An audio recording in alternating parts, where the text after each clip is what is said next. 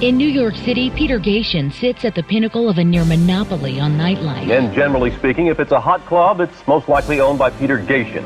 You see, around here, he is king of the night. Well, Friday night is a big club night, as you know, here in the city. But the problems with the drugs and the fighting have tarnished the club scene. The Limelight and the Tunnel, cops say they're a drug buyer's paradise, where the owner acted like he could do anything and get away with it. He was wrong. He's in jail. Cops raided the place and found rampant drug dealing. Peter Gation allowed over 50 drug dealers to distribute cocaine and hallucinogenics such as ecstasy, roofies, and Special K to young partygoers. Gation could receive a maximum of life behind bars if convicted on all 5 counts of racketeering and drug conspiracy charges. And the possible end of 2 of New York's most popular nightclubs. And he was basically banished from the United States and cannot come back.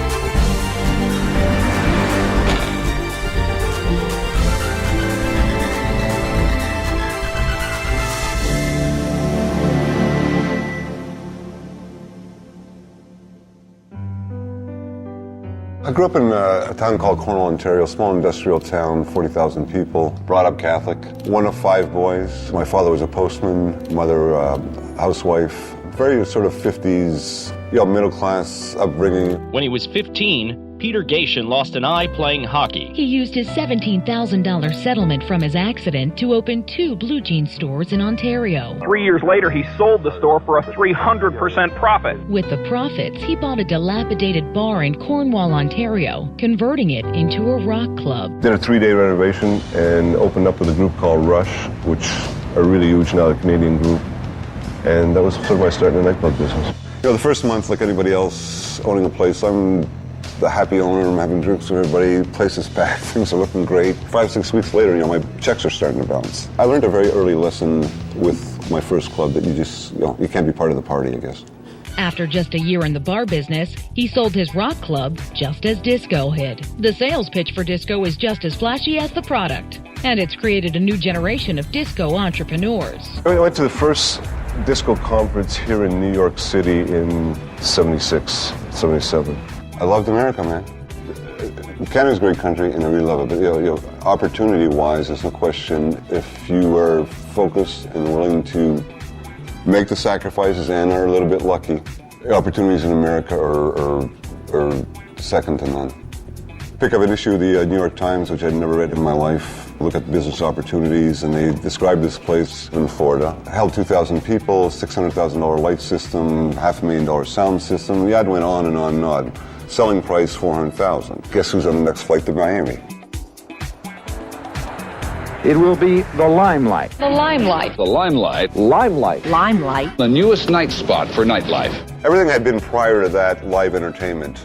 So the concept was now you were going to a disco and you were the star or you were the entertainment or whatever. So between the sort of a little bit of play on words, being in the limelight and limelight lights and all that kind of stuff. So it was just it was a good name, I thought.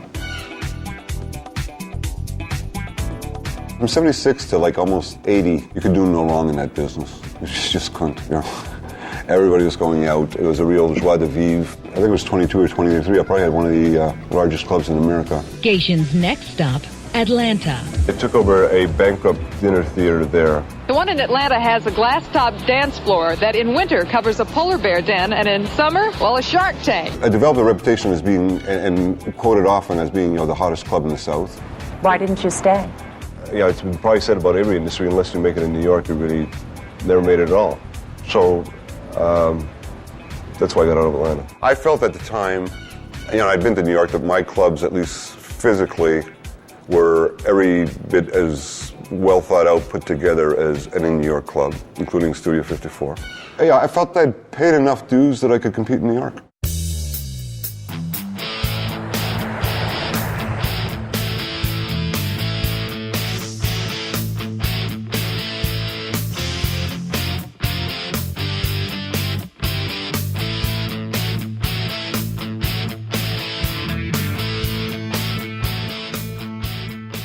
An unbelievably exciting time. There were very few rules in terms of buildings, smoking. At that point, Clubland really did seem like a dreamland because it wasn't part of the real world. It was really an insular society. It was a secret still. Nobody knew except the right people, except the really cool, smart, creative people. I worked at a club called the Danceteria, the original Danceteria on 21st Street between 5th and 6th Avenues. I mean, I didn't hang out at Studio 54, which I always considered to be like 2,000 guys with their shirts open down to their dicks asking you what sign you were, and 200 unbelievable Elizabeth Taylors, Truman Capotes. We were the alternative Danceteria to Studio 54. We did rock and roll. Madonna was there, Run DMC, Russell Simmons, even the Beastie Boys got their start there. I hung out at Max's Kansas City, which was Lou Reed, Debbie Harry, and Johnny Thunders and the Ramones. At this point, it was the art stars. It was Francesco Clemente and Keith Haring, Jean-Michel Basquiat. People are totally uninhibited, and I'm telling you, really uninhibited. My first rule was never go home with a girl whose hair can hurt you. And this is the way you lived. I mean, it was that kind of mentality. I think the drug of choice then was cocaine, and that was pretty fashionable. But it was so clandestine. You went in a bathroom stall to do a bump of cocaine and you didn't tell anybody. I mean, you understand, it was pre-AIDS, pre-herpes, pre-really anybody having buddies that were junkies or coke addicts or freebasing or, any of that kind of stuff. So I think nobody really saw the downside of living on the edge. Everybody was having a good time. You need to be original, you need to be innovative, you need to be the best in your industry. And you just can't be as good as the next guy.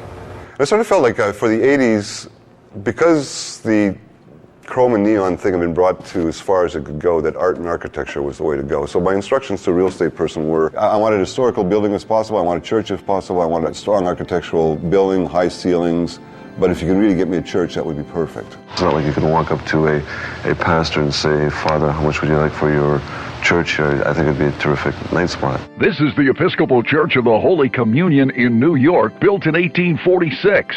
It served briefly as a drug rehabilitation center for down-and-out heroin addicts. After that, it stood empty until Peter Gatien came along. Yeah, the fact that it was in the heart of New York was terrific. It was on an avenue. Anything that's on an avenue has to have 100,000 people, whether drive by or walk by on any given day. Fell in love with it and started negotiating.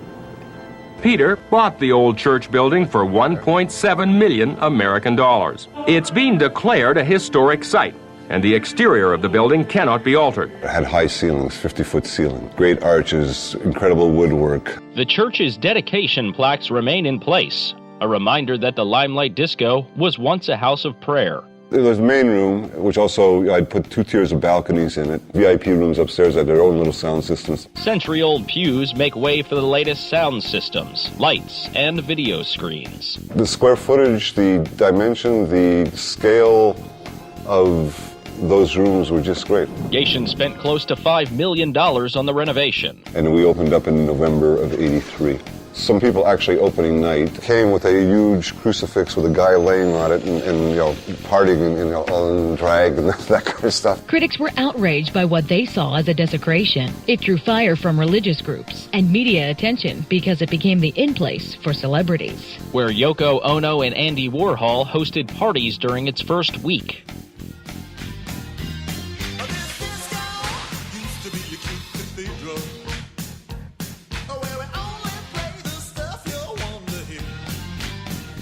There's a trick to making a disco a success.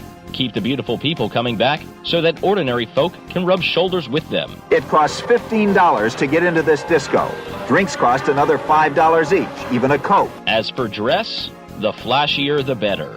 The theme night is just one of a number of marketing strategies Peter adopted on his way up the disco ladder. On this particular night, a tribute to Federico Fellini.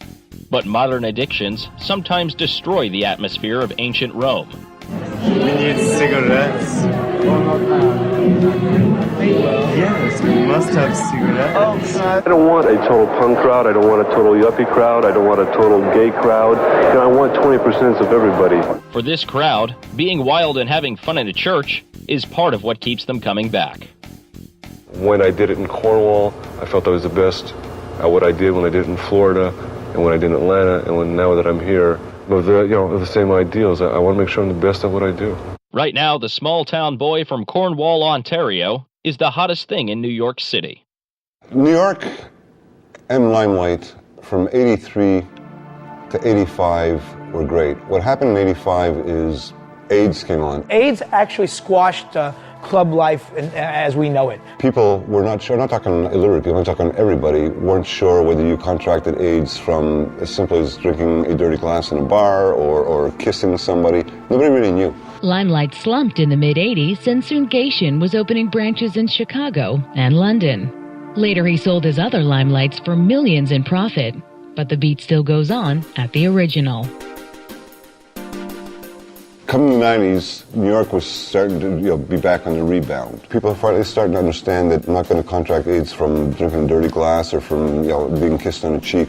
It was almost like they were freed in the 90s where, God, now we can go out and go nuts again.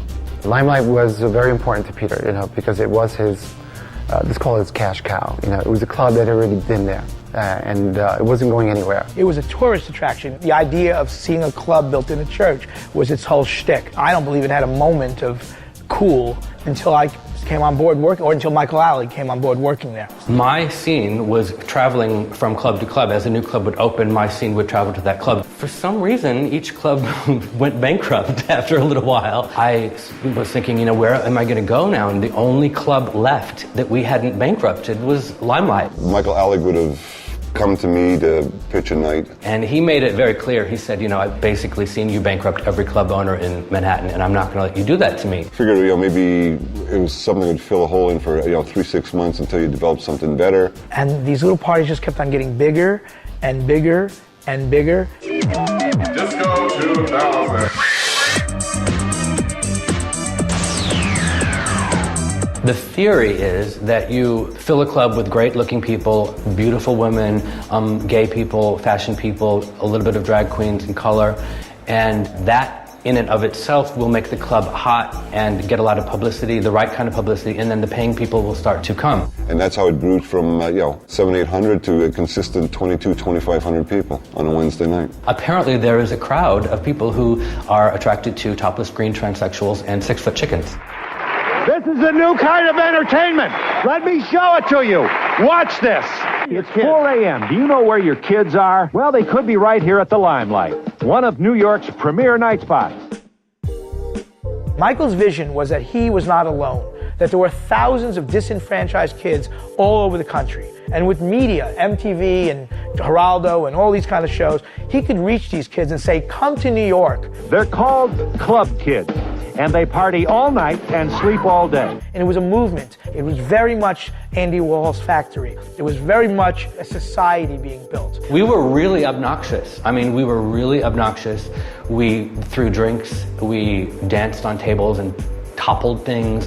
Basically lived to get dressed that night, would literally spend hours on their costumes, on their makeup, on assembling it all day long type thing, and loved to look fabulous. Every aspect of the Limelight was DIY. The kids made their own clothes, they made their own records, they had their own celebrities, they had their own photographers, they had their own videographers. I remember Jean-Paul Gaultier coming in to get inspiration from these kids clothing-wise, and guess who, a year and a half later, every person in Long Island is wearing platform shoes.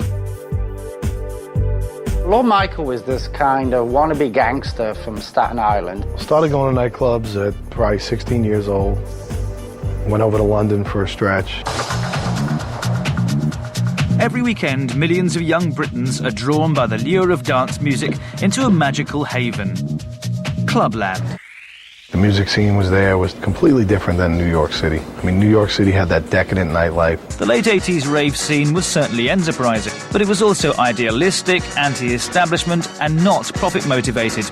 Parties were held in warehouses and fields. It was irrelevant whether you were good-looking or dressed a certain fashion, but it's more or less just enjoy the music.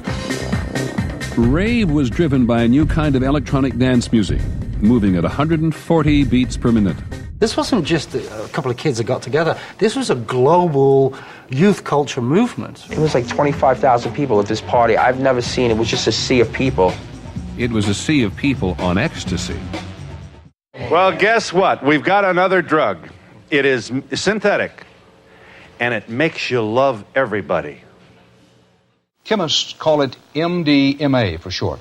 Users have a word for it, ecstasy. At a psychotherapy session in suburban Boston, Bob and Marie Littlehale are given a dose of MDMA, a drug unregulated, untested, and unapproved to help them explore feelings. MDMA is fast spreading beyond psychiatric offices, where federal agents say the potential for abuse is enormous. We have enough cocaine and heroin and marijuana out there, and LSD and PCP, and the abuse of legitimate drugs. We don't need this to mushroom and become another problem. You're a nice man. I like you. I love you. Accept it or not, Bob and Marie feel the drug was useful to them. I know, I love you too. And at the very least deserves further research. You're beautiful. Thanks. This morning, the Drug Enforcement Administration is announcing its intention to place the drug known as MDMA, or by the street name ecstasy, under emergency controls in Schedule 1. Becoming a Schedule 1 controlled substance basically means that there was no legitimate use for ecstasy. Possession of ecstasy now carries the same penalties as heroin. Maximum of 15 years imprisonment for illicit traffic or clandestine manufacture or possession with intent to distribute. In 1989, ecstasy had become wildly popular in Britain. It had all but disappeared in the United States. I did my first hit of ecstasy in a club in London. Ecstasy is a feel-good drug that stimulates the nervous system. When you're in the music scene, you just forgot about everything else. And the music just sounded incredible, and you had this endless energy. In low doses, it's a stimulant. High doses can produce hallucinogenic effects similar to LSD. All of a sudden, I felt like all of my friends are so fucking beautiful. You heard sound better. People talking to me, their voice sounded like it was coming in through a tube, like it was hitting my eardrum directly, like I could hear the tinkle of the glasses and like all of these little sounds, I could hear them so precisely. The lighting just was 10 times that more exciting. You can dance all night and your sensory perceptions are tuned way up. And is marketed as a way to enhance the techno music experience at raves and clubs. Techno hadn't even been a whisper in New York in the early 90s. It hasn't happened in New York yet. So somebody buy cases of records, bring the music in. The dude who gave me the first pill said, listen, take these pills along with you, and I guarantee you this drug right here, pure MDMA, is better than any drug they've ever did in their life. I come back to New York with the pills, with the records, brought them to a DJ by the name of Repeat, and said, Pete, you got to play this music. Forget about that mushy house stuff. This is that aggressive party music. This is the stuff that's going to take you there. So now it clicks. All right, I got the drug, I got the music. I don't have the venue. American rave started in the outer boroughs of the city, Brooklyn, Staten Island mostly. And two of the people who were throwing these raves were Lord Michael and DJ Repeat. At one point, they had a party in a sleazy little after-hours club in the West Village called Japan. I said, if these people can pack this much punch into this tiny little sleazy after-hours club, imagine what they could do to Limelight. And the very next afternoon, I brought Lord Michael to Peter, and Stephen Lewis sat in on the meeting. And Steve was like, we have a room called the Chapel. You do your party there.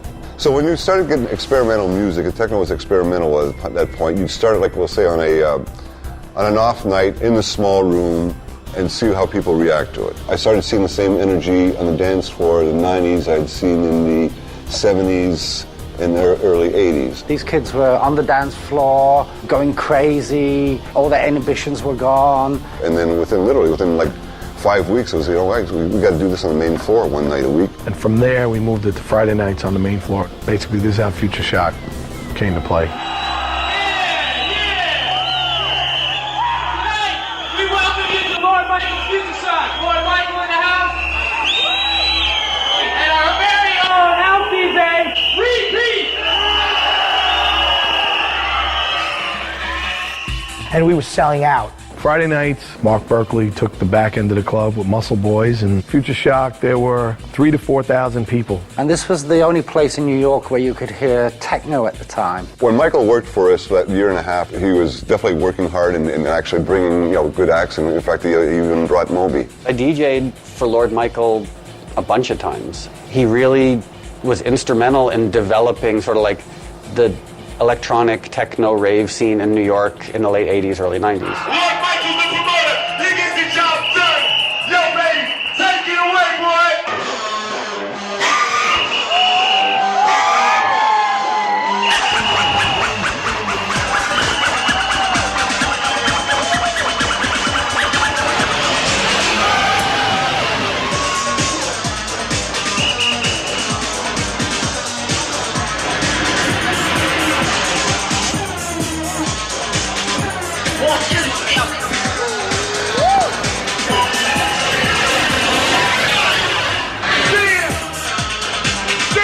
It's Caligula with music. It was virtually Sodom and Gomorrah. It was pagan Rome on acid, is what we used to say. Orgies going on in the upper chapel, and you had people streaking naked, and you had girls on swings. And we had this game show called What's My Line, where there were several lines of white powdery substance on a podium, and the contestants had to come up on the stage and snort one of the lines, and they had 5 seconds to guess what that was. It was either cocaine, or it was Special K, or it was crushed up rohypnol, or it was ecstasy. Then round two, they would go again, and we would wheedle it down until there was one person barely standing left. With the ecstasy craze being so powerful, what could I do to drive more people to want to get in the club earlier in the evening? He would have ecstasy punch. Take 200 pills, mash them up into a powder, put them in a 55-gallon garbage pail, and serve it from the DJ booth on the main floor. It was almost like a priest at church or Jesus coming down, and the gathering happened. You know, people came with their mouth open. Throw the pills in their mouth, punches being served. It was frantic. You just felt like it was degeneracy without negative consequences. The initial demo was Bridge and Tunnel. Lord Michael's crowd were so unfabulous that they were not used to getting into a Manhattan nightclub. So they turned out in massive numbers, thousands of people. It was like a cross between a soccer riot and a rave. Bunch of Italian kids from Staten Island and Brooklyn. In Britain, we used to call these kids love thugs, which were basically soccer hooligans who were taking ecstasy. This wondrous therapy, and instead of beating each other up, we're hugging each other on the dance floor. And so in one night, like, you know, in the chapel, you'd have all the goth kids. In the room adjacent to the chapel, you'd have, like, glamorous transvestites. And then in the main room, you'd have all these kids from Staten Island and Long Island with their shirts off going crazy to techno. At one point, we had to have 4 doors because many people were saying, I won't go in the same door as those people. But then they'd start drinking and they'd start intermingling, where I'm sure people found themselves making out with people they would never have imagined. Like at the beginning of the night, they go there with their friends and they probably left a changed person. They were taking a lot of ecstasy, and ecstasy is the love drug, and it's very difficult to argue or to, you know, have that kind of attitude with somebody when you're all on ecstasy, and it kind of brings everybody together and you're all on the same level. So those things combined made everybody get along really well. Ecstasy, all the rage at so-called rave parties, is flooding into the country. I had a source in London, a woman about 65 years old that wore sundresses, and she just taped the ecstasy to their body. Couriers can smuggle between 2 and 5 kilograms of tablets into the United States on their person. It costs pennies to produce and can be sold for as much as $45 a dose. I was receiving them at about $5 to $8 per, depending on the quantity I purchased. In the early stages, it was give me 10,000. Within months, it was I need 30,000.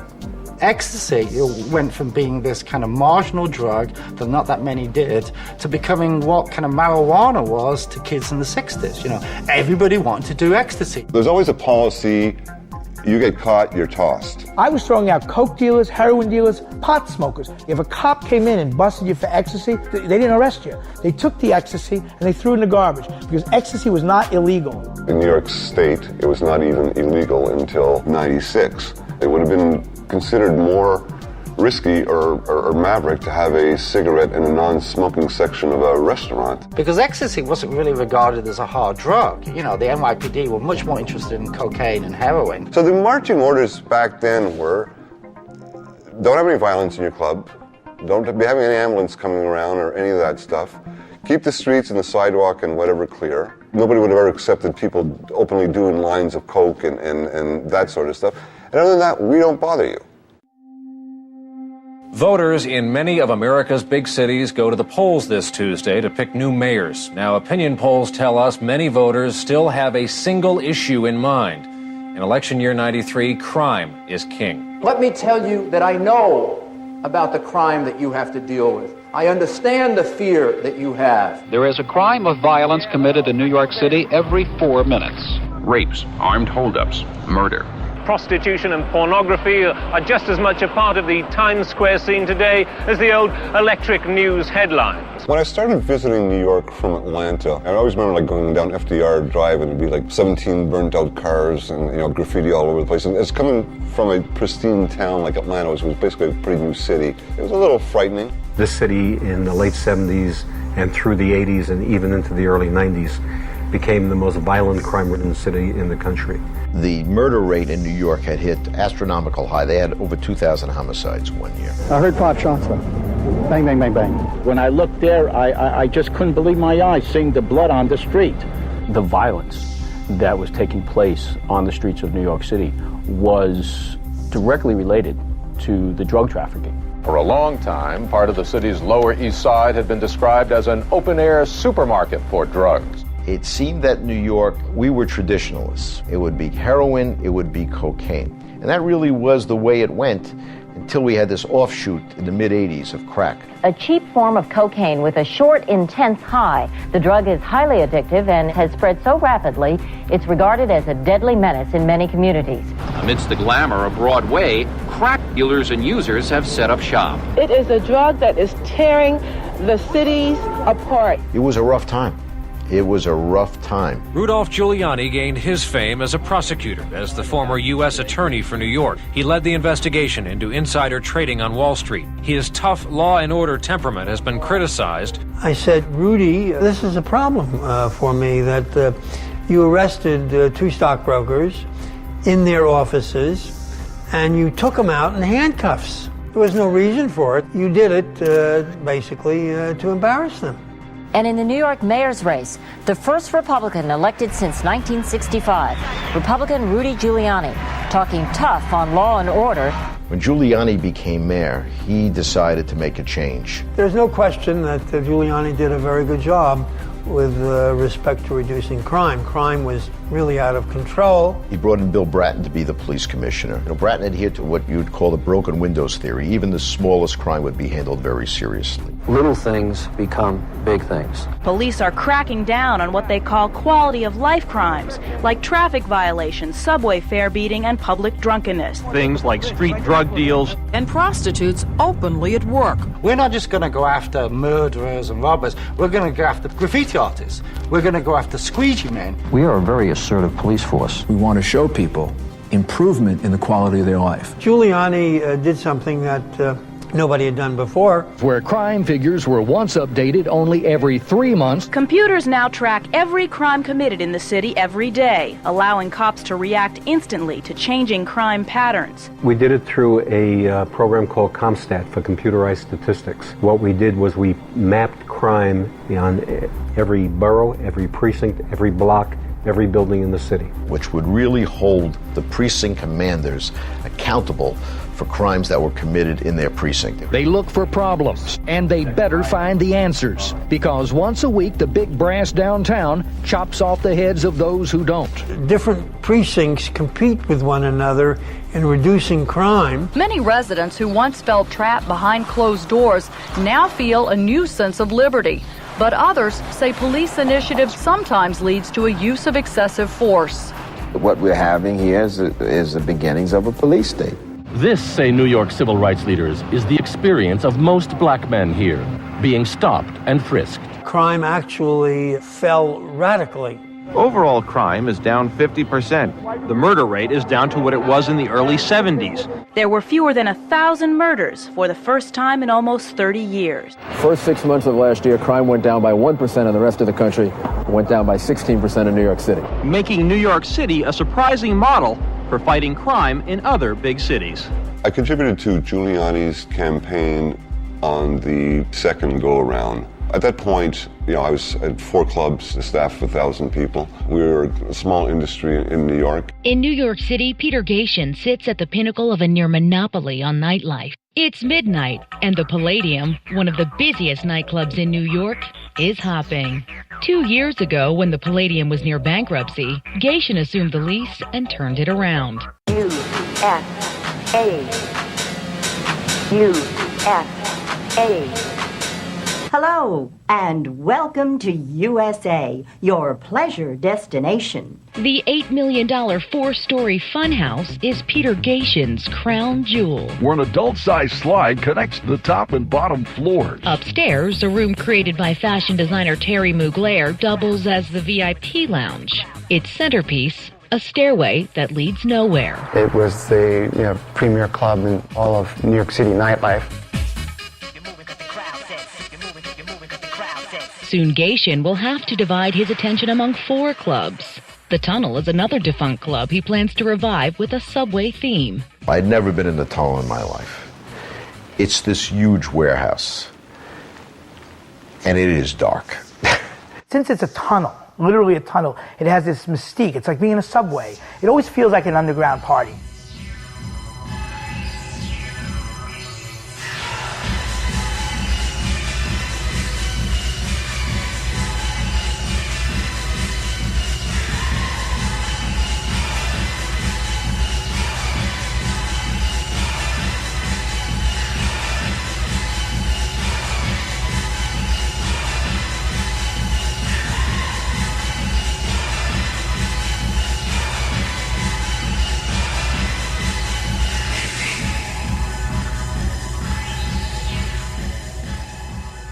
Tunnel is 50,000 square feet. I couldn't see 2 feet in front of me. It has so many rooms and so many nooks and crannies. There are blowjobs going on, there's sex here, and I walk in there with Peter. And Peter says, I'll be back in a minute. He had to run off. He leaves me in the middle of the tunnel. If he didn't come back, and it was about 5 minutes, I was getting worried that he wasn't going to come back. I think to this day, I'd still be looking to find my way out. What's up, y'all? This is Cherub, and I am at the Tunnel Sunday night like we do every Sunday, only today is the Nas record release party. I got 50 Cent here, my personal friend, my favorite rapper in the world. Hey, what up? We were doing the Sunday night that Source Magazine quoted as being probably one of the most influential nights for hip-hop that there ever was. Fuck Master Flex, he was the one that organized it. We used to get everybody from Jay-Z to Puffy, you name it, they'd perform there for free. Drop that shit from the scratch. Help me out!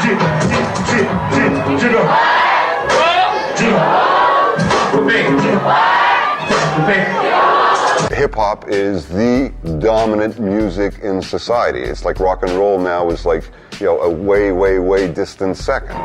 You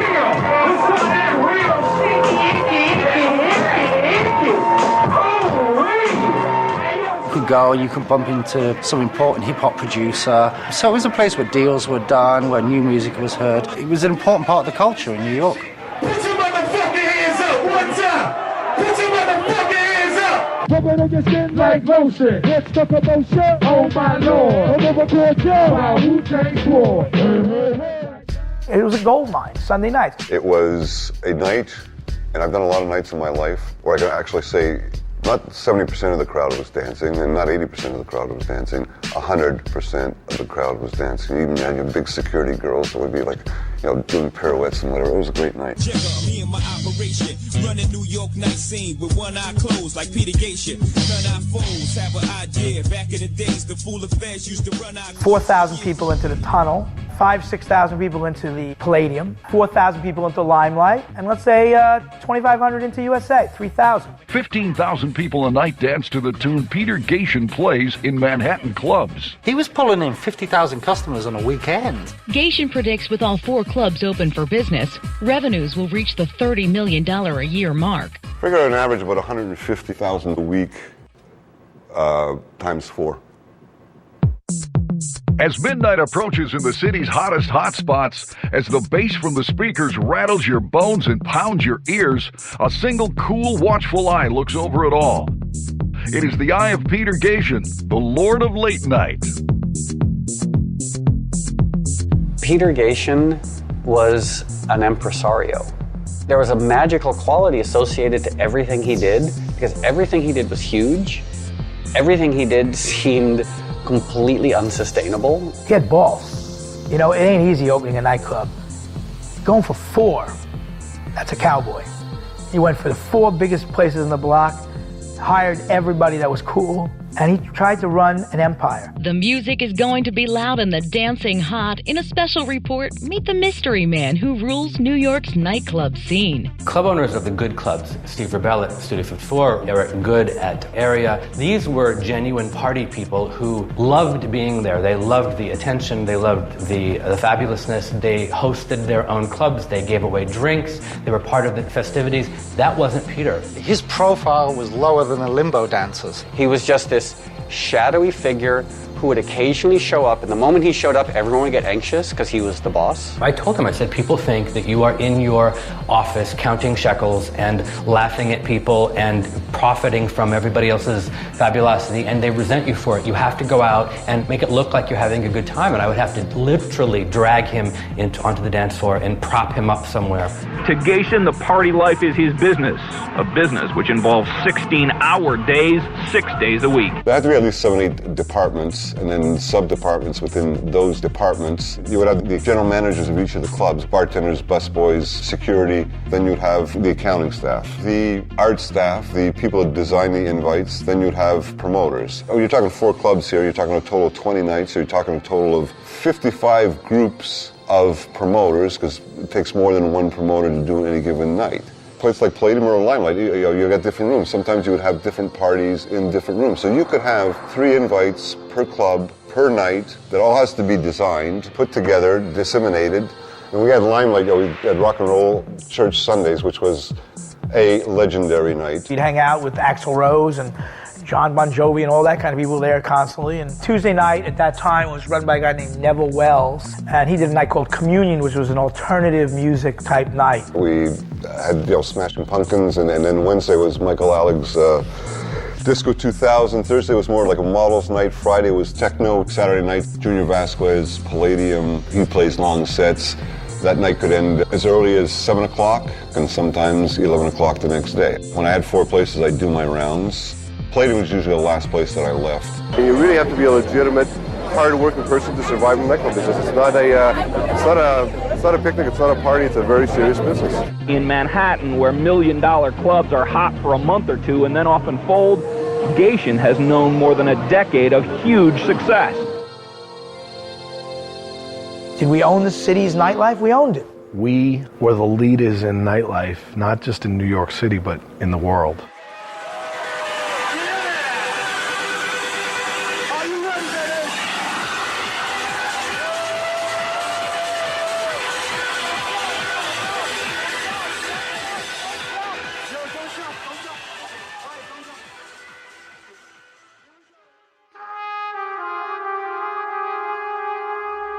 There were a number of overdoses in the city. We tracked hospital overdose reports where some of these clubs were.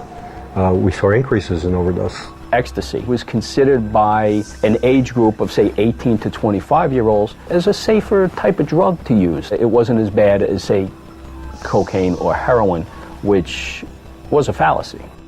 Patients who have used ecstasy can come in presenting with many different complaints. They can range from patients who are unconscious, who are in a coma, whose temperatures are very high and are severely dehydrated.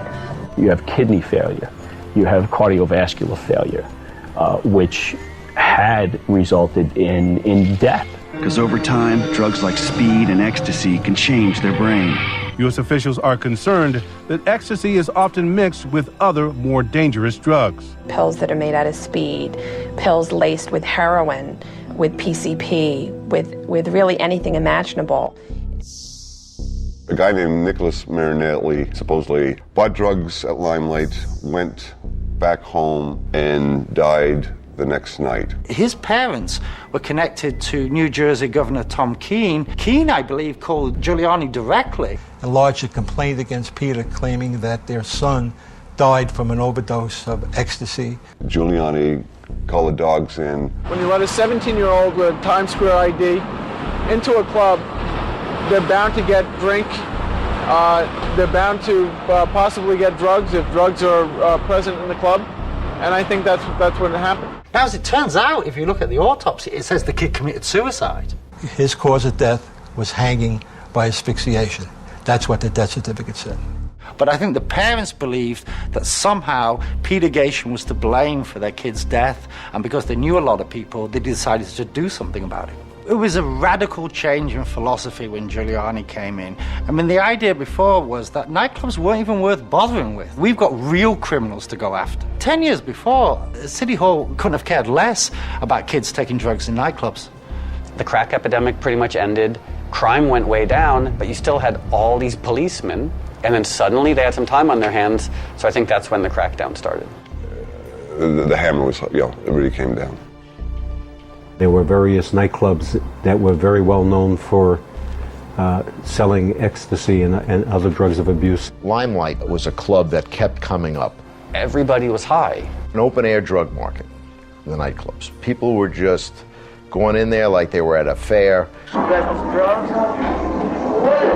do you have? 50 vials of J, 50 vials of coke.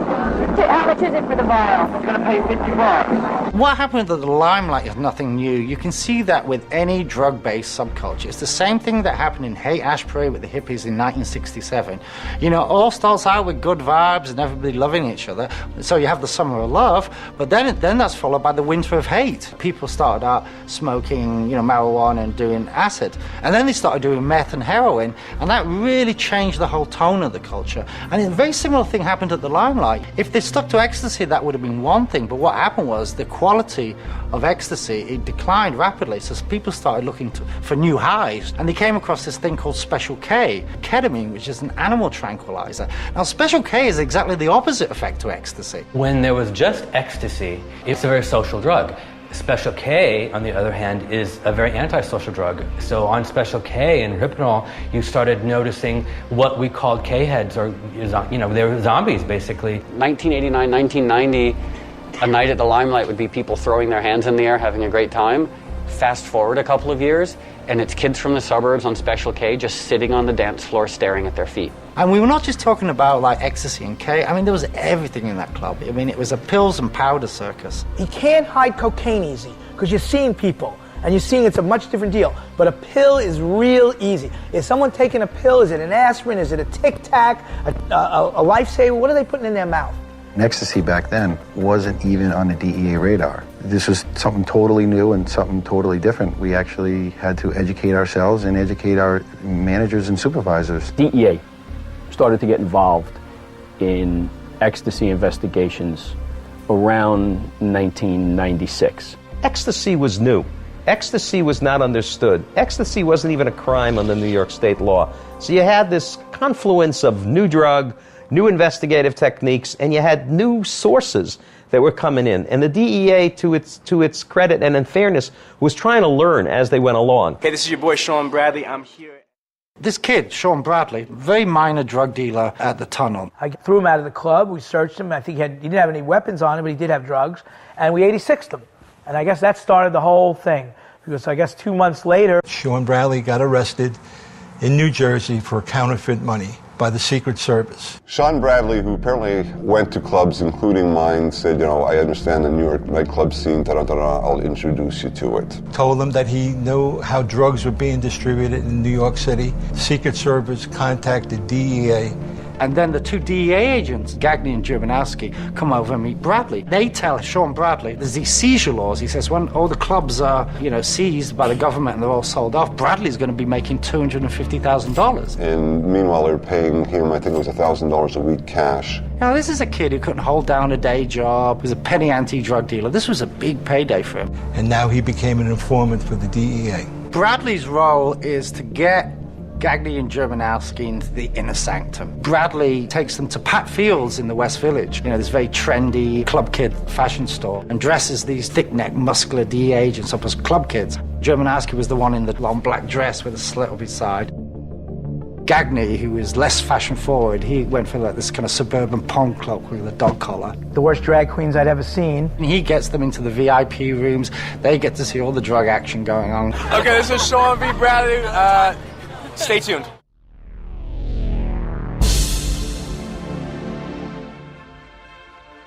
The Limelight is a former church turned into a night spot. The Tunnel is a former warehouse for subway cars. But the feds say both nightclubs were really drug supermarkets where the owner acted like he could do anything and get away with it.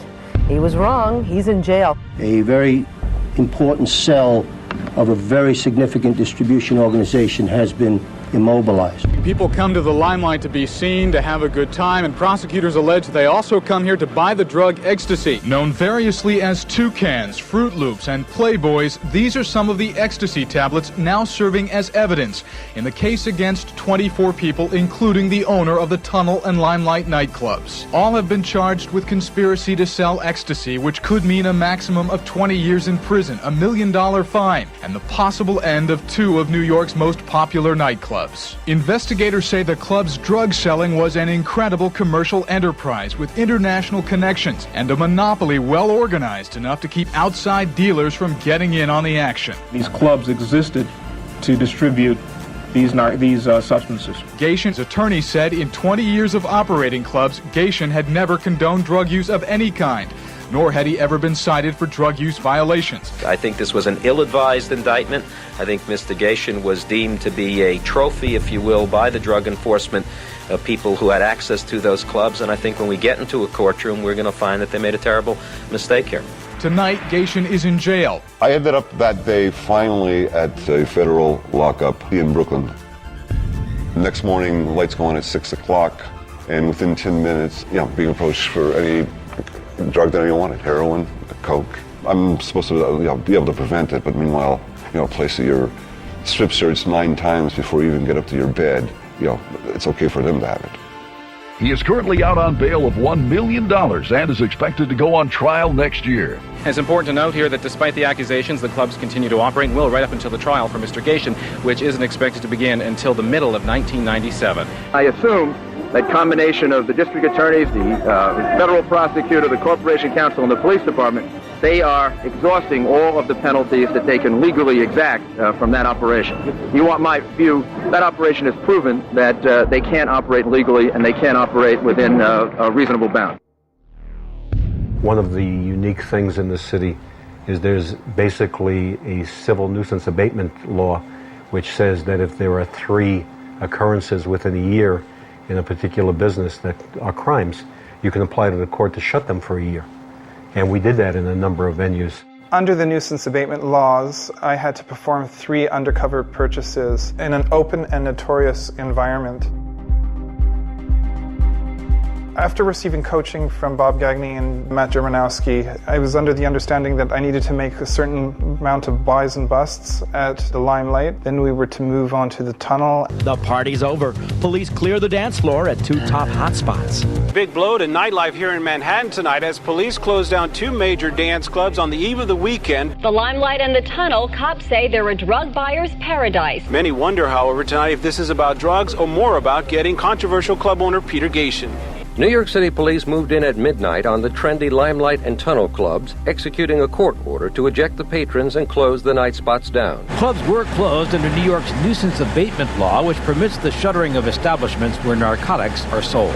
They blow it all out of proportion. I mean, it's nothing that you couldn't find in any corner in New York City. I mean, they've blown this whole thing out of proportion. I really think it's unfair. Last night's closures were not part of the federal indictments, but related to cocaine busts made earlier in the day by New York City police. It was like a scene from a movie set. This dark place full of dirty couches and a lot of stoned people. There were 3 arrests made this afternoon of an employee of the Limelight and 2 associates based on evidence gathered at the Limelight.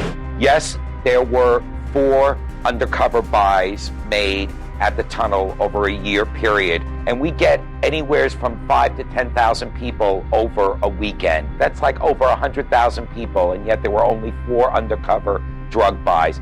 I think that's a pretty good standard. And this is a signal that we're not going to tolerate the use of businesses as drug-selling locations in the city. Give me a break. Like this was going to change the whole city? Under the city's nuisance abatement law, both the Limelight and the Tunnel here can be closed for up to a year. But according to Peter Gation's attorney, he will move in court next week to have both clubs reopened. That closure is the result of Sean Kirkham totally orchestrating, manipulating it to a point where we couldn't have not prevented those sales. Other than not opening our doors that night would have been the only way we could have prevented that. I've been an informant for almost 6 years at that point in my life. I've worked with countless agencies, I've worked with hundreds of agents. Without question, it's physically impossible to prevent people like me from closing down your place of business. All it takes is a simple phone call to a drug dealer to come to your place of occupation.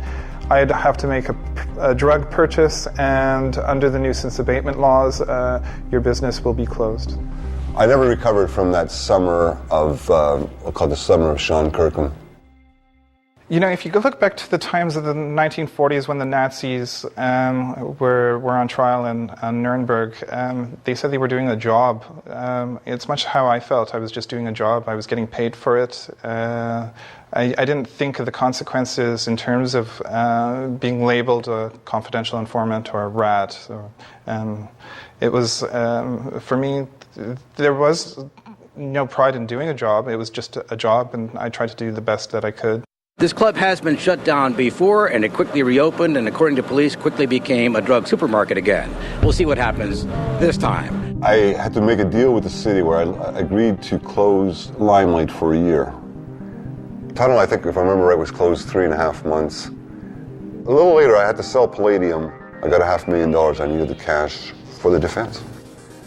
The prosecutors had hoped that the money generated from the nightclubs would dry up, and Mr. Gation would no longer be able to afford to pay his legal defense. I believe wholeheartedly that their main objective was that if we financially break him, he's going to plead.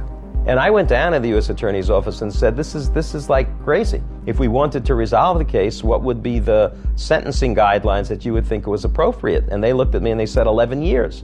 They assessed Peter Gation criminal responsibility for every pill that was sold in his club by anyone that they seized in the course of the investigation. They multiplied out the math and it came to 11 years. I mean, I looked at them like they were nuts to suggest that Peter Gation, who was running 4 venues at the same time, could be criminally responsible for what went on at any given moment in any one of the venues, whether he was there or not, was something that I thought I could win in a courtroom. If you go to any rock concert, for example, at either the Meadowlands or at Madison Square Garden, you're going to have hundreds, if not thousands, of people there using drugs, and you don't see the management or the ownership of the Meadowlands or Madison Square Garden indicted. Regardless how prominent the individual is, I never saw that type of scorched earth mentality. The motto was, get Gation at all costs. This was a resume case, quite frankly. Resume case to a prosecutor is it's going to be covered by all of the tabloids, all of the media. If you win, you're a star. A lot of those prosecutors want to become Giuliani someday also. How do you do it? By taking down big scalps? How do you do it? By getting your name in print type thing. The headline of getting Peter Gation was really a primary reason why he got indicted. Who is the biggest owner of nightclubs in New York City? Who's the big fish? What better way a person to choose to make an example of than the one who's on the top? There was no face to ecstasy when they indicted Peter, and when you got an eye patch and a face, makes you an even more attractive person to target. Every single club was saturated with Special K and Rohypnol, crystal, meth, ecstasy, and cocaine, but they didn't have an evil, sinister, eye-patched figurehead like Peter Gation at the helm. Regular folk had no idea who owned nightclubs like Sound Factory or Twilight. A lot of people knew who Peter Gation was, and so he became this easy target. All the ills of nightlife, could be projected onto him, and by bringing him down, it could serve as a lesson to other club owners to behave. Now the indictment against him has expanded to include throwing marathon parties, binging on drugs for days. In a 5-year period, I had 4 parties which I did drugs at in a hotel. Peter was the best kind of drug user that there can be. He would go 3 months, 4 months without using any drugs, and when I say any drugs, he wouldn't have a glass of champagne. He would go on a binge for 3-4 days. Get girls there, do a lot of cocaine, drink, party. The government argued without any basis in fact whatsoever to do so, that the parties at the hotel were rewards for people who worked for Peter and therefore was related to the racketeering enterprise. This was simply fundamentally false. It dirtied me. I mean, you get a middle class or suburban jury or whatever. Yeah, the guys at a hotel, with girls and they're partying and doing drugs. God, what an awful person he is. Let's put him away. There was a young prosecutor, very little experience. Her name was Michelle Edelman. I mean, she was obsessed with Peter. She had a big picture of Peter behind her desk in her office. I remember going in there one day and I said, this is not healthy. Get a life. This is just the case. So at that point, it's just the two women, Michelle Edelman and Lisa Fleischman. Ben speculated that maybe they wanted a more experienced guy. They brought out the senior person in the Eastern District. So they brought in Eric Freeberg. He was chief of the Narcotics Bureau at the time. He had a reputation as a straight shooter, tough but fair. Very competent, very experienced, very seasoned person, and he was spearheading the case. You've got to understand, this was a very high-profile case, but a lot of people's reputations were on the line here, right? They spent millions of dollars, tens of thousands of man-hours, and they were determined to bring down Peter Gatien no matter what. I was of the illusion that federal enforcement, whether it's prosecutors or DEA, were honorable and didn't bend rules. The people going after him had no morals. They're as bad as anybody else. The three superstar witnesses that were going to be the centerpiece of the government's case was Sean Bradley, who started this investigation, Michael Allig, and Sean Kirkham. And before the trial started, all three had imploded. Their key informant, Sean Bradley, got arrested for selling drugs at a Jersey mall. The same place where he got busted a year previously with the counterfeit money. He now is upset with the government because he has to spend 5 days in jail. He makes all these serious allegations about the conduct of Gagne and Germanowski, the two DEA agents. Sean Bradley writes a letter to a judge implicating that the DEA agents were not following proper procedures. They bought him gifts. They skimmed money off him, they let him use and sell drugs, and they also participated in the use and sale of drugs at the clubs. He claimed that they were surveying Peter Gatien's office in a warehouse across the street, the office at the tunnel. They saw Peter Gatien scratching his nose in his office. Gagne joked that, it looks like Peter's doing coke. And that incident ended up in the DEA report as Peter Gatien using a one-hitter. He said that Peter did coke and he had in his drawer, and we actually went, looked at the desk, found out there's no drawers. That was another one of the allegations that Sean Bradley said that didn't happen, they made it up.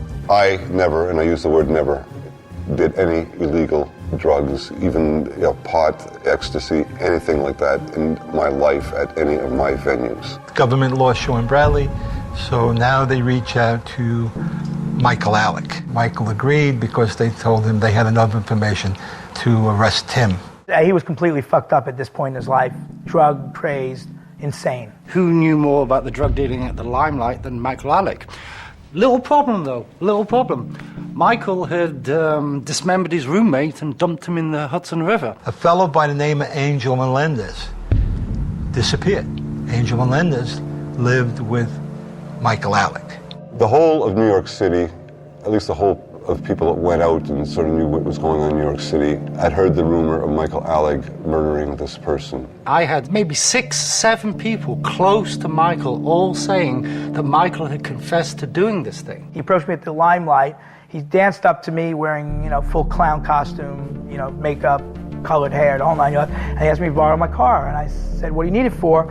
And he said, I just killed Angel and I want to get rid of the body. And I said, excuse me? And he said, I just killed Angel. He's in my bathtub. And we're going to chop him up and get rid of the body. I said, Michael, get the fuck away from me.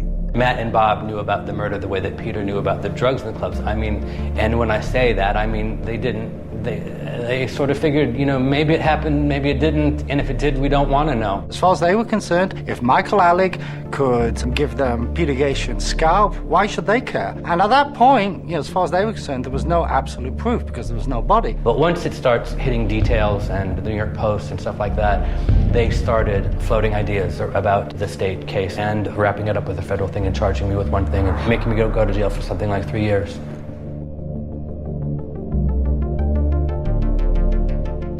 The body had no hands or legs, so they couldn't do fingerprints, but they did dental records. They positively identified that was Angel Melendez. Now they had a body. They go out and they arrest Michael Allig for the murder of Angel Melendez. After he's arrested and he's in Rikers Island, the DEA pay him 2 more visits, Gagnon and Germanowski. I was deathly sick. I was withdrawing from heroin, throwing up. They asked the superintendent if they could take me out for a drive. I told them, I'm very sick. I cannot focus on any of these questions that you want to ask me about Peter Gatien right now. And so they let me call Brian, my drug dealer, from their phone, and I called him and I said, can you please meet me? He said yes, and they got out of the car and let Brian come in the car, and they walked up the block, and me and Brian were doing dope in their back seat, and every time I was sick, they came and picked me up and took me to Brian. So now Michael Alec flips on the DEA. I fucked over somebody who was very close to me, who was really more of a father figure than my own father, and I didn't think I would be able to live with myself. His usefulness as a informant was done. Out of the blue, we get a call, and this guy on the end of the phone says, I'm Sean Kirkham, and I had heard that name. I knew he was one of the sort of witness informant types who are floating around in this cesspool of a case, and it was like, oh my God, what do I do with this guy? In early 1996, I relocated back to New York City, where I was living with these 2 male escorts. They had placed ads in the back of a gay magazine called HX. When these roommates were unable to fill slots, I would step in to make a few extra bucks. And now he wants to tell us a story about how he got involved with the Peter Gatien case. The big thing Sean said was that he had this affair with Eric Freeberg, the lead prosecutor in the case. He saw a picture in a paper. Oh, I recognize this guy. Imagine to my surprise, I had seen in the press Eric Freeberg, a U.S. attorney. It sounds nuts that a federal prosecutor would be with the likes of Sean Kirkham. I had decided to contact him because now I had a contact within the U.S. Attorney's Office. Kirkham actually volunteered his services. At first he was a little shocked that I had called him during the daytime, and I had told him that I had worked once at Club USA for Peter Gatien. He called me 2 days later and said that he had set up an appointment with Bob Gagnon and Matt Germanowski, the DEA agents involved in the Peter Gatien case. Sean Kirkham made a crazy allegation about a personal relationship with the prosecutor. I personally never believed it to be true. I had an obligation to vet it to see what happened. We were a little skeptical about him, so he gave us information down in Miami that we can go and check out. I went to Miami, Florida. I spoke to an FBI who said he was his handler at the time. He told me Sean was a very reliable informant, except that sometimes he exaggerated a little bit. The thing about Sean is 90% of what he says is right on the money. It's the other 10% you have to worry about. As far as the credibility of him doing anything with the prosecutor, could not substantiate any such thing. So maybe that allegation fell under the 10% you've got to worry about, right? Maybe that was the case. I could never confirm it one way or the other, right? A lot of the times I could confirm what Sean said, not this time. But what it did was, it put the fear of God into Freeberg, because it would have been the end of his career if it was true, you know? And even if it wasn't true, the sheer allegation would have been very problematic on the eve of the trial. And we took that evidence, went to the U.S. Attorney's Office, and said, look, I don't know what's going on with your witnesses, but one of them is out there peddling information, and, we may be aggressive criminal lawyers, but we're honest people. I was arrested, detained, charged, and I pled guilty to 1 count of obstruction of justice, lying to a federal agent.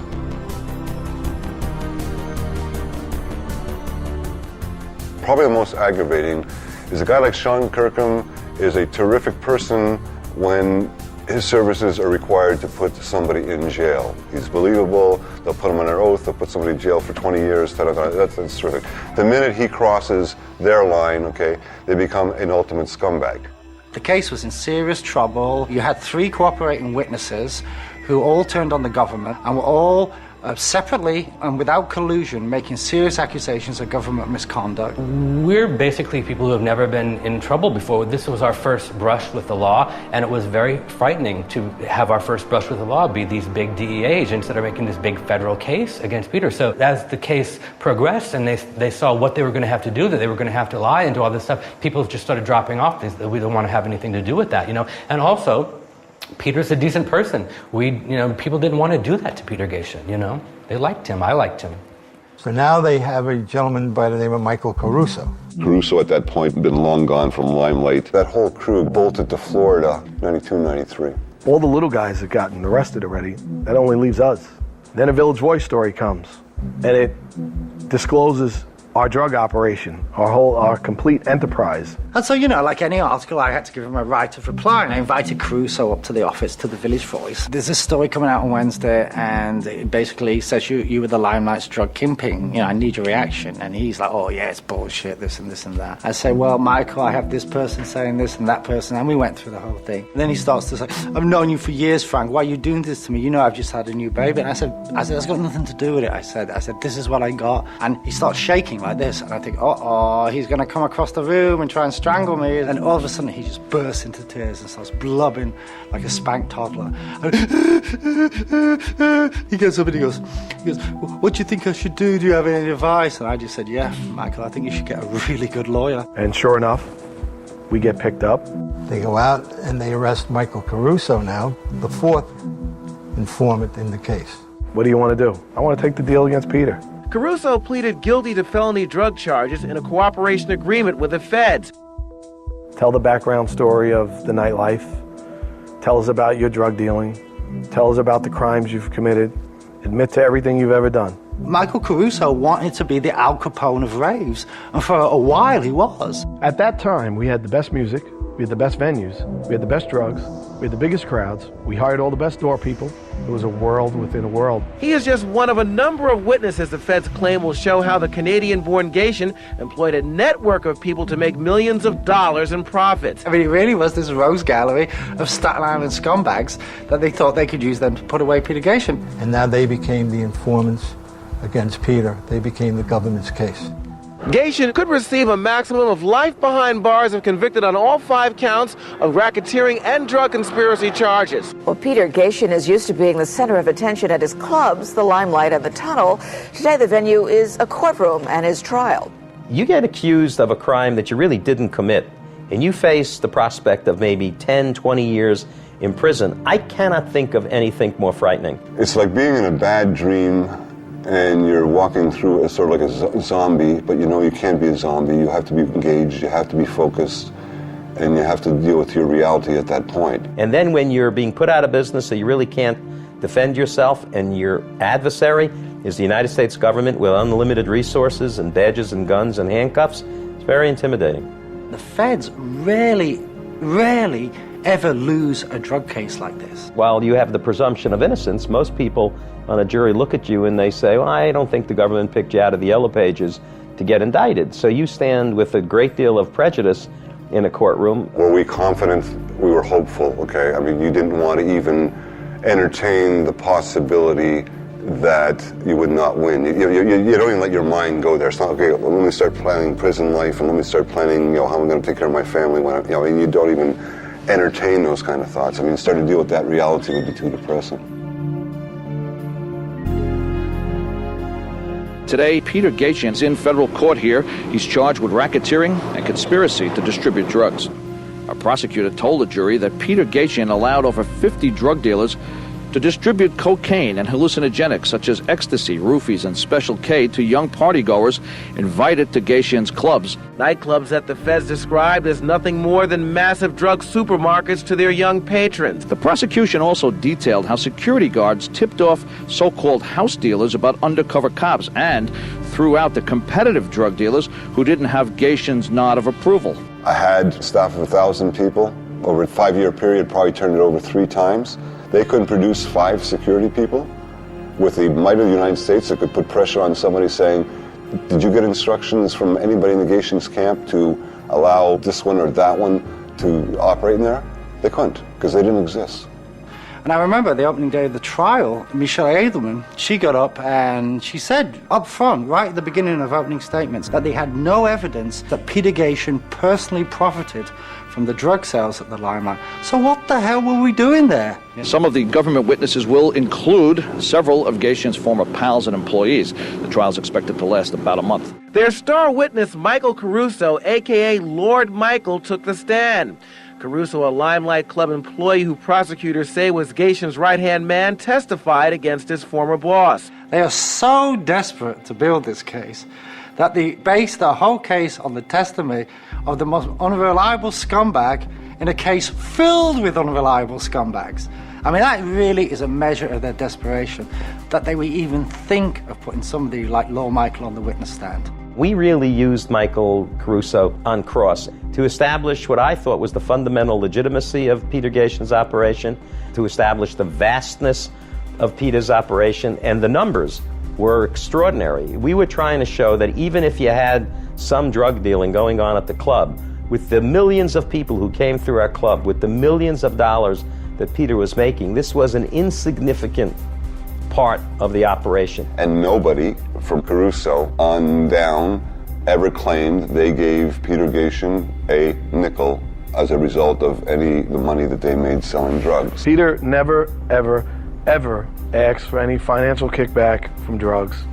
Never once suggested he would give me money to finance my enterprise. Peter wasn't getting any kickbacks from drug dealers. Peter was making money hand over fist. I mean, hundreds of thousands of dollars a week for, a few extra $1,000 to risk all of that for, no. Peter was a businessman, but he wasn't abnormally greedy like that.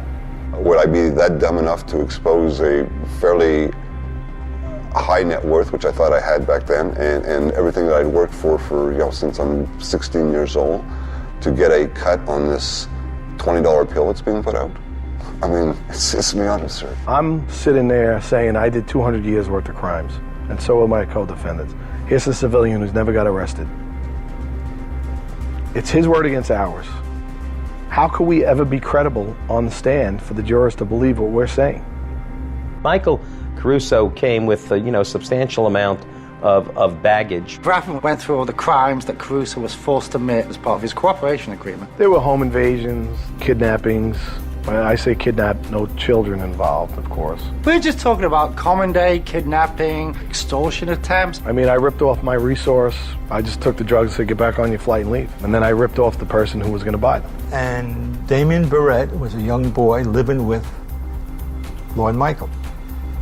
He came to Limelight for a job, but he was too young, he couldn't hire him, so he made him like his houseboy. He was my housekeeper at one point, / promoter. One time, Lord Michael comes home, and Damien has suffered a bullet wound to the head. He committed suicide in my apartment. The cops come around, right? Caruso's holding this gun in his hand, manages to bullshit the cops that it was a suicide attempt. I didn't buy that story, neither did anybody else. Everybody thought he got murdered. Everybody believed that Lord Michael had Damon whacked because Damon was coming up short on drug deals, plus Damon was being investigated by the police. I took the tox report and I went to a medical examiner and a pathologist. He had so much drugs in him, so much Valium, that he couldn't pull the trigger. Plus the bullet went into the head and it went in a downward trajectory. Most people who shoot themselves, the gun is up and the bullet comes out through the head. Wasn't the case. The suicide note described a way of killing himself, which wasn't the way he killed himself. He said he didn't want to shoot himself, so instead he was going to take lemons, which is Quaaludes. Well, there was no Quaaludes in his body. And he did shoot himself. The kid had problems. He tried to commit suicide a week prior to that with pills. And other people say that, Caruso, being such a conniving scumbag, basically used that as cover to set up this fake suicide attempt. And all I did was begin going through that evidence and confronting Caruso with one piece of evidence after the other. Braffman suggested that there was foul play, but absolutely not. And at one point in the middle of the cross, Caruso just broke down, hysterically crying, I didn't kill him. You have to believe me, I didn't kill him. Caruso, big old tough guy, suddenly burst into tears, right? Blah, blah, blah, blah, blah, blah, blah. He imploded at that point where I think everybody in the jury started to move a little bit further back from the witness stand, because he went from being maybe, drug dealer, liar, to maybe being a cold-blooded murderer, and as a way of turning off jurors.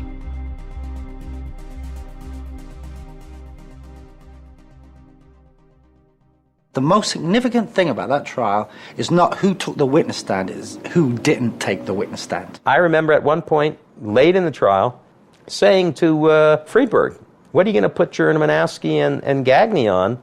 What do they offer? They were in a club for 2 years. They saw 6 drug sales. The amount of dirt that we had on those guys at that point, they probably would have needed an attorney of their own by the time Ben was finished with them. Gagne and Jurmanowski, they were there every day in that trial. Did they take the witness stand? No. And Ben Brofman said it to me more than once in his 35 years as a defense lawyer, has never seen the case agents not testify. And we had about 26 witnesses who we were going to use in our defense case. But I kept watching that jury react to key government witnesses, and I was seeing people like rolling their eyeballs when these people were testifying, and I was getting the impression that a couple of those people just didn't believe them. It was like the Ecstasy Bandits. It could have been a movie, but it had nothing to do with Peter Gatien. Said if we put on a defense case, we will lose this jury. Brafman was so confident that he had basically destroyed the prosecution, he didn't call a single defense witness. And I remember going home and laying in bed wide awake, knowing that I was about to make a decision that would impact forever on the quality of life that Peter Gatien and his family might get to enjoy. And that if I was right, I was going to be a hero and it would be great. And if I was wrong, I was going to be second-guessed by every lawyer who Peter went to for the rest of his life, who would look to say, the guy blew it. You had 26 witnesses. What would be the downside? So we rested.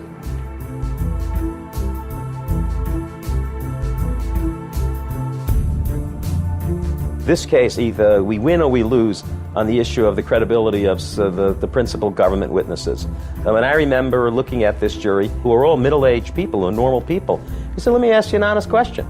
If you were going on vacation, would you give one of these guys the key to your apartment and let them water your plants?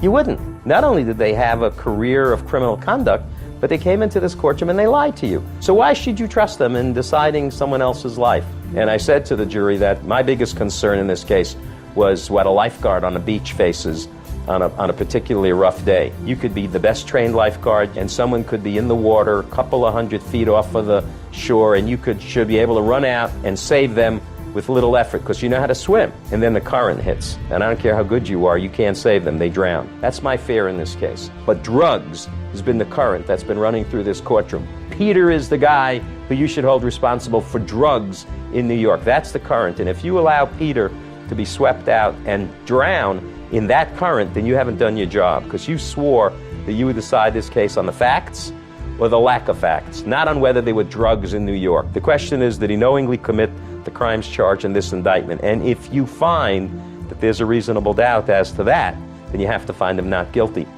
It's just an awful feeling. You're totally have no control of the situation either, okay? It's like your whole life is in the hands of these 12 people, and you've got lying and cheating, get Gatien at all costs, no integrity whatsoever, people wanting to destroy you and your family's life.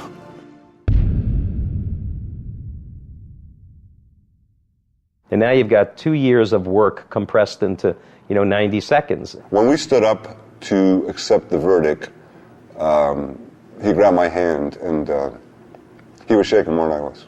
Any guilty here was bad for the home team.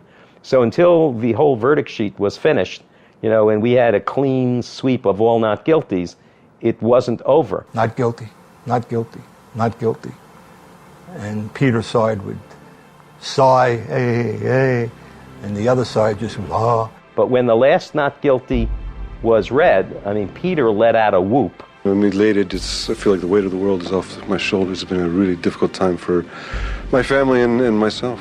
You don't know what winning the big one is when you're looking at 17 years in jail. I thought I was going to have a stroke, to be honest with you. The happiness, the gratification, all these emotions, the fear, it all sort of hits you at one time. What was really amazing is all of the club kids started to dance and scream and yell, and they were jumping on the benches, and the judge tried to gain control of the courtroom. I want the courtroom cleared and pleased. And then I think he finally, gave up and walked off the bench, recognizing that there's no way to contain this moment. The government lost big today. After 2 years, it all came apart. After a month-long trial, jurors deliberated for 5 hours over 2 days. Much of the testimony they considered came from drug dealers that struck a deal with the prosecution.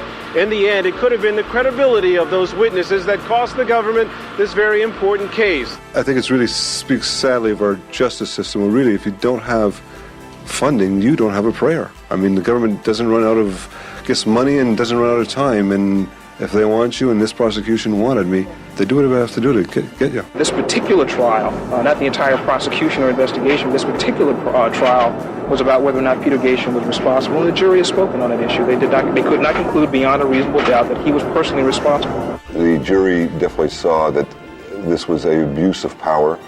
Unfortunately, it turned my life upside down and my family's life upside down. It's never been the same since. Manhattan club owner Peter Gatien was acquitted of charges that he turned his New York nightclubs into drug supermarkets to increase business. Gatien claimed that if there was any drug dealing in his club, it must have happened on his left side. Gatien, just glad he's not the guilty one, walked out of court tonight ready to explode yet again into New York nightlife after a long and troubling ordeal. And we get outside the courtroom. I said, okay, Peter, what are we going to do? He says, I'm going to church. What do you mean go to church? He said, let's go to the Limelight. New York is in for one grand party. That's the word of Peter Gatien's attorney tonight. And the Limelight will reopen, he says, in 4 weeks as one of New York's biggest nightclub owners celebrates his newfound freedom.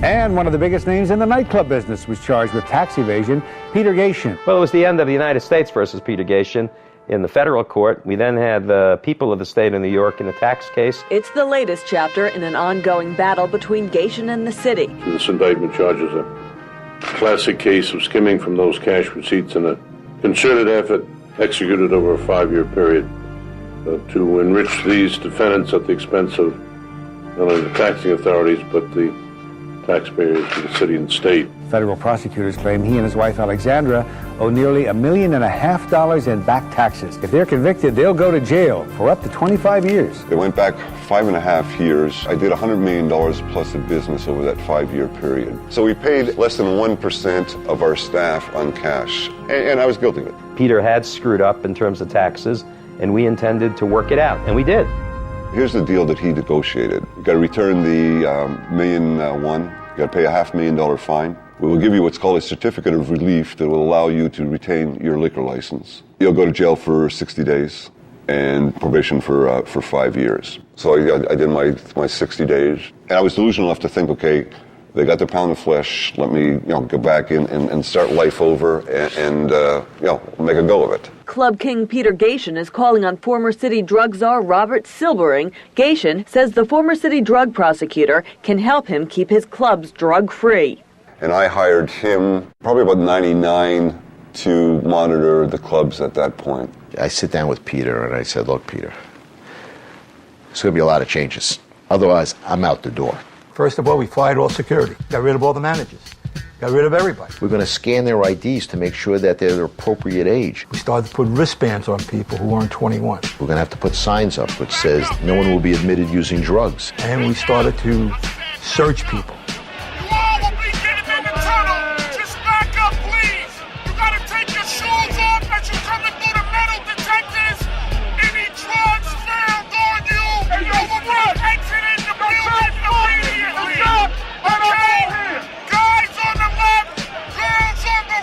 Before the tunnel even opened, the task force was down there.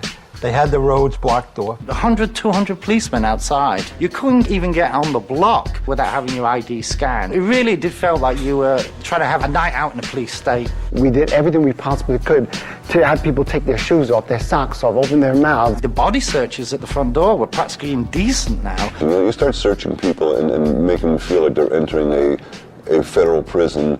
It's not the atmosphere they want to pay to come into. I would not compromise on the searches. I said, Peter, we're searching people. Tunnel on Sunday night was quite open, wild. Patrons were 90% black. They weren't a drug-using crowd, but they were a drinking crowd. The precincts hated hip-hop nights, hated them. Oh, they got nervous. What are we doing with all these, having all these African Americans in a white area? But of course, it was black people coming through a Chelsea neighborhood that saw itself being, hoity-toity. And a lot of these people took the subway, so they were walking from 23rd and 8th or 26th and 8th through the neighborhood. And the party would end, and their arguments would ensue. So now you have a fight. So there you'd have assaults, you'd have broken cars, you'd have, once in a while, you'd have a mugging. Just last week, a 16-year-old boy was killed after a fight at the tunnel ended on the street. A couple of months ago, I called 911 because there was a girl drunk carrying a gun. People didn't want hip-hop in Manhattan clubs because of its reputation for violence. Anyway, I was getting a lot of heat for that, and it was strictly a race issue. The precinct didn't want black folks coming down to that area of town. Peter was in a difficult spot. He needed money. He was desperate. He owed so many people money. He owed me money. He owed Brofman money. And then I was paying down the 1.6 million back taxes, both federal and state. Peter, I think, looked at it. This is my moneymaker. This is what's going to keep me going. I can't close on Sunday. Had you been inhibited or prevented from playing hip-hop in 1999, there was not much music left if you're going to be current. I met with the commanding officer of the 10th precinct, which the tunnel was in. And he says to me, I'm going to have to explain this now when I go to ComStat. My statistics are going to be higher. There's going to be more crimes, this and that. If he does an open Sunday or he does a different type of event, he's not going to have any problems with me. So I went to Peter and I said, look, Peter, I'm going to be very straight with you. If you run hip-hop nights and incidents continue to happen on the street, they're going to close you down. And they did. The only people in line at the Tunnel nightclub tonight will be cops. Hours before the big Friday night kicked in, dozens of officers moved in to close it down and lock it up. A move which some say could finally lock the owner, Peter Gatien, out of his nightclub career. Well, Harry, a New York hotspot cooled down a little over the weekend. Last night, cops took away the Tunnel's liquor license under orders from the state liquor authority. The West Side nightclub has had a history of trouble with the law. A state judge ordered the lock back on the doors of the Tunnel nightclub for the second weekend in a row. The club is going to stay closed until the judge decides that there's no more drug trafficking going on there. Club owner Peter Gatien says that he is losing $250,000 in admissions, and his attorneys argue that the club's security is as tight as possible. So it got to this point where it was essentially a war of attrition. Gatien was being hit on all fronts. He was being hit every day by the New York Post. He was being hit by the mayor's office. He was being hit by the community boards. I think eventually this took its toll and it essentially bankrupted him. I don't know the exact date, but at 2:52 a.m., this man comes walking down the stairs and he says, I just filed for bankruptcy for Limelight. And I says, who the hell are you? He says, very simple. He says, I'm an attorney, blah, blah, blah. The premises is closed. He says, take everything out of here that you can. And we walked away. It was done, finished. And a piece of nightclub history has been sold. The Limelight went for more than $3 million yesterday. The new owners, Flatiron Entertainment, plan to use the space for an upscale disco. And basically all the proceeds went for back taxes, both federal and state. Financially, I was digging a deeper hole, and emotionally, I think the whole family it's time to get realistic and let's just lick our wounds and figure something else out. It got so personal that at the end of the day, I think the objective got lost. And if the objective was to convict Peter in federal court, they lost. If the objective was to put Peter out of business, they succeeded. But what have they accomplished other than putting 600 or 700 people out of jobs? If it's not death by 1,000 cuts, which sort of was, that they never let me peacefully run my businesses or run my life. But what the federal government did to him afterwards was even more offensive to me as a citizen. What happened really very simply was I received a call June of 2000 from Ben, who told me that he needed help. He was a bit panicked at the time. Peter went to his probation officer and he disappeared. Peter was never actually a citizen. He was a Canadian citizen. Under the law, if you are convicted of a felony, even a state felony, even a tax felony that has an element of fraud to it, you're technically deportable. I'm freed at Rikers, told unequivocally by an agent there that you do not qualify for deportation. And 2 years later or thereabouts, somehow, I'm now a candidate. This was the United States government not liking to lose. This was, we didn't get Peter Gatien in court, so let's get rid of him. We'll just deport him. I was legally in the United States for almost 30 years. I have 3 American citizen children. I have an American citizen wife. Didn't commit a violent crime. Haven't repeated the crime. Got a certificate of relief from the judge for me to be deported for basically a sales tax violation. It's pretty incredible. He was basically banished from the United States, deprived of the right to live in the United States with his wife and children. It's a pretty strong penalty to pay for what a crime they allege that he committed. I mean, if he wanted to come for his son's graduation, if he wanted to enter for his daughter's wedding, if he wanted to enter for any of these reasons, he cannot do that without specific permission to do so. He did apply for that not that long ago, and they denied him that right. I had a better net worth when I left Canada at probably what ages 23, 24 than I did when I returned, that's for sure. Ben had given me $500 when I left, and that's what I had on me.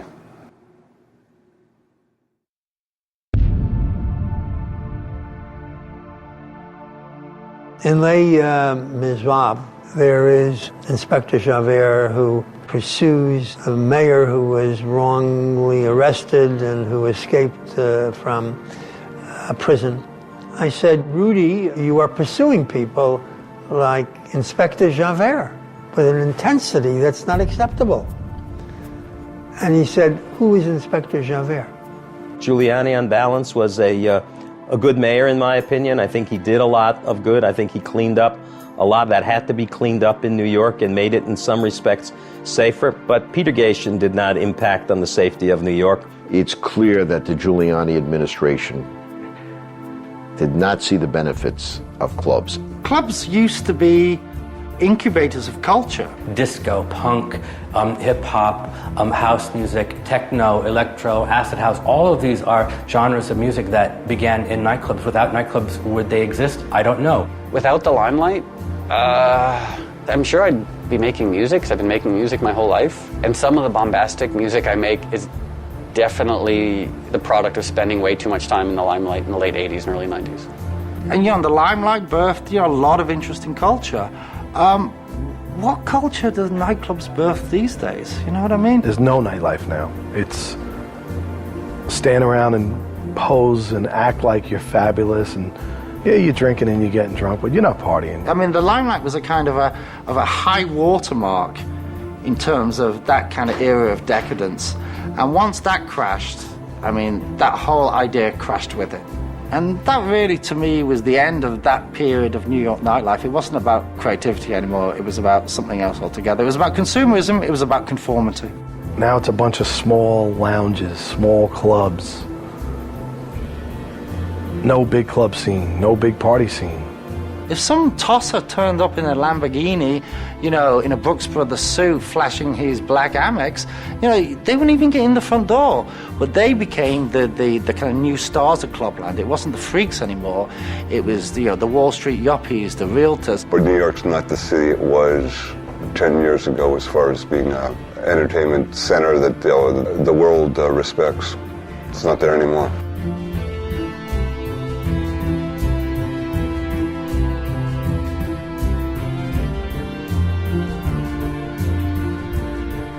New York has nightlife now. Is it better or worse? Who knows? But I think we're all a little bit less that people like Peter are thrown out of the United States for reasons such as occurred here. Other than being a tax cheat, I mean, Peter Gatien didn't actually commit any crimes. It wasn't Peter Gatien who murdered the Angel Melendez. It wasn't Peter Gatien who killed Damon Barrett. But he did end up paying a very high price for it. And I think that's important to remember, Peter's not a terrorist. Peter's a club person. Maybe he didn't pay all his taxes, but, he gave the city what they were looking for. Peter really knew the difference between a good party and a bad one. By the time Peter's running those 4 joints, owning those 4 joints, he was one of the best guys that ever did it. If you asked me when I was 20 years old did I have naivety, I would have said, are you kidding, I know everything. If you asked me at 25, I would have said, well, geez, I was naive when I was 20, but I'm certainly not now. And if you asked me, 5 years ago when I was 35, was I naive? I'd say, yeah, I was probably somewhat naive, but I think I'm a little more realistic now. So I would think if you asked me when I'm 50, were you naive and stupid at 40, I'll say, yeah.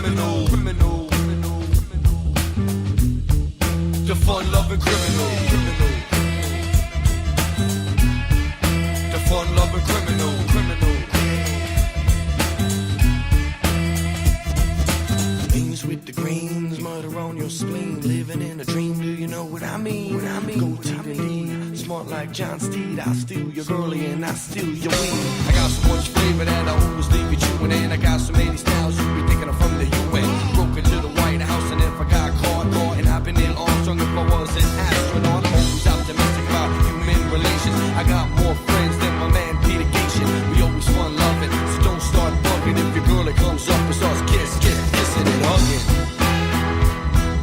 Stick 'em up, punk is the fun-loving criminal. Stick 'em up, punk is the fun-loving criminal. Stick 'em up, punk is the fun-loving criminal. Stick 'em up, punk is the fun-loving criminal. Stick 'em up, punk is the fun-loving criminal. Stick 'em up, punk is the fun-loving criminal. Stick 'em up, punk is the fun-loving criminal. Stick 'em up, punk is the fun-loving criminal.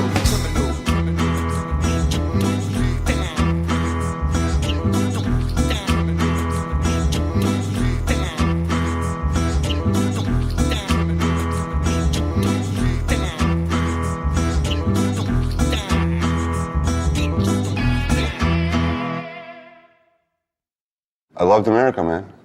Canada's a great country, and I really love it. But opportunity-wise, there's no question. If you are focused and willing to make the sacrifices and are a little bit lucky, opportunities in America are second to none.